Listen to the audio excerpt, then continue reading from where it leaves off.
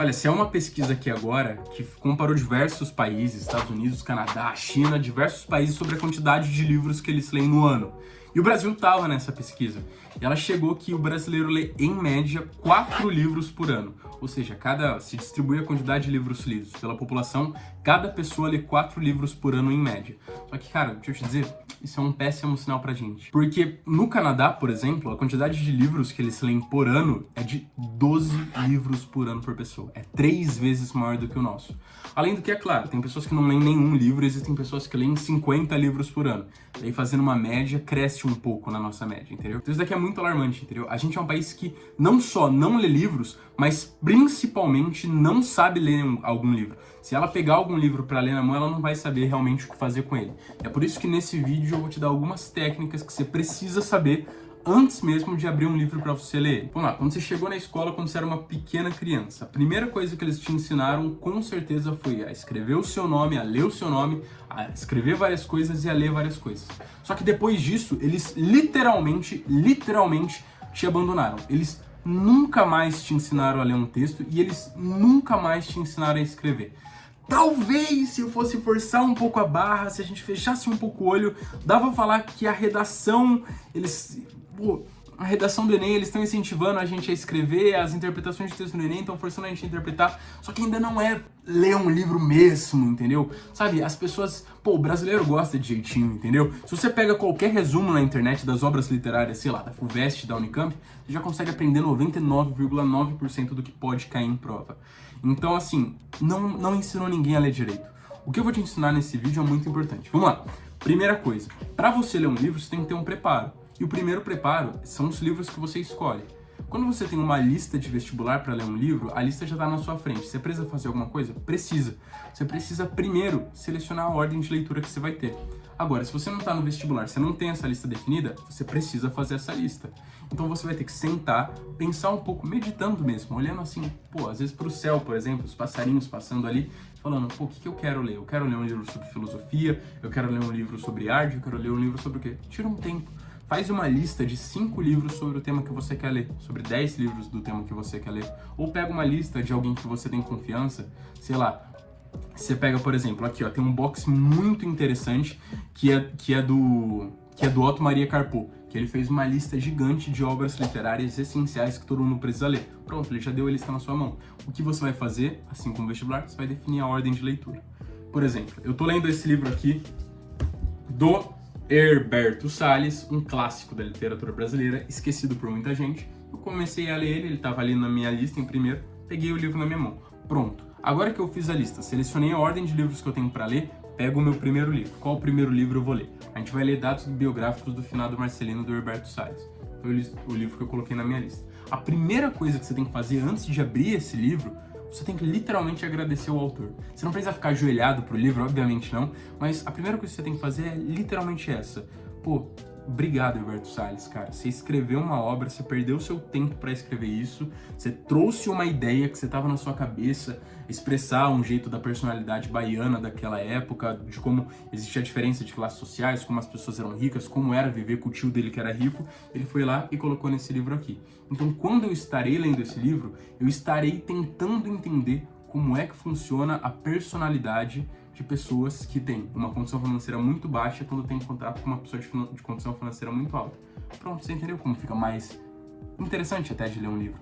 Quando você pega, por exemplo, A Vida Intelectual, o Sertilhantes, ele escreveu em 1928 quais são as regras que você tem que ter para ter uma vida intelectual básica. Antes de eu começar a ler o livro, eu olho para o Sertilhantes e falo assim, cara, obrigado. Obrigado por ter escrito esse livro e obrigado por ter passado essa informação para mim. Se você não faz esse pequeno exame de consciência antes de ler um livro, o livro é só um livro.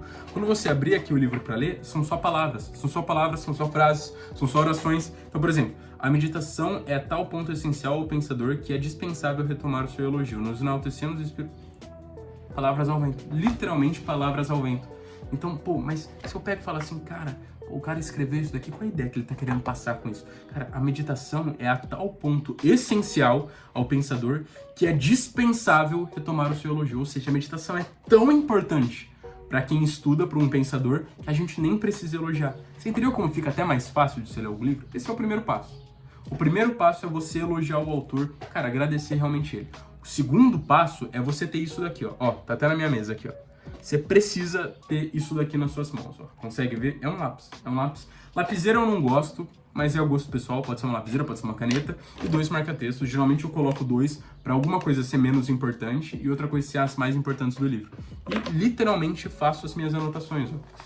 Anoto o que é mais importante. Porque um livro não é feito pra ficar na gaveta. Esse livro aqui eu já li umas 2 ou 3 vezes. Eu tô relendo ele, tá vendo? Eu tô relendo. E fica mais fácil reler se eu deixei essas coisas grifadas. Então sempre que você for ler um livro, você tem que estar atento no momento de grifar alguma coisa. No momento que você vai fazer uma setinha, deixa eu ver se eu acho aqui, ó. Tá vendo?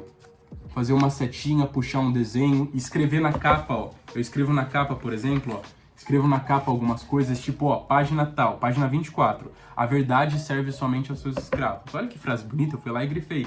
Quando eu for reler esse livro, o que é necessário, um dia que eu falar, pô, como é que era a vida intelectual do Sr. Tilliandes mesmo? Pô, eu já vou saber, na página 24 ele fala sobre como a gente tem que ser escravo da verdade para que ela nos sirva, entendeu? Olha que interessante. Pronto, você já começa a desenvolver um hábito de leitura, bem aos poucos. A quantidade importa? Pedro, importa se eu vou ler 4 livros? Importa se eu vou demorar 1 semana ou 5 anos para ler esse livro? Não importa, não importa mesmo. Você tem um livro aqui, por exemplo, ó, se liga esse livro aqui. É um livro de patologia, médico, de medicina. Olha o tamanho dele. Nem sei quantas páginas ele tem ao certo, vamos ver aqui. 1550 páginas. É um livro que eu não vou ler em 1 ano. Eu não tenho plano de ler esse livro. Por exemplo, a gente tem aqui um livro de 1500... A gente tem um livro aqui, ó, de 1550 páginas. Se eu fosse dividir por dia o que eu fosse ler esse livro, eu tinha que ler 4 páginas todo dia sem falta. Ou seja, dá pra ler esse livro no ano? Dá. O que vai adiantar se eu ler? O que vai adiantar se eu ler?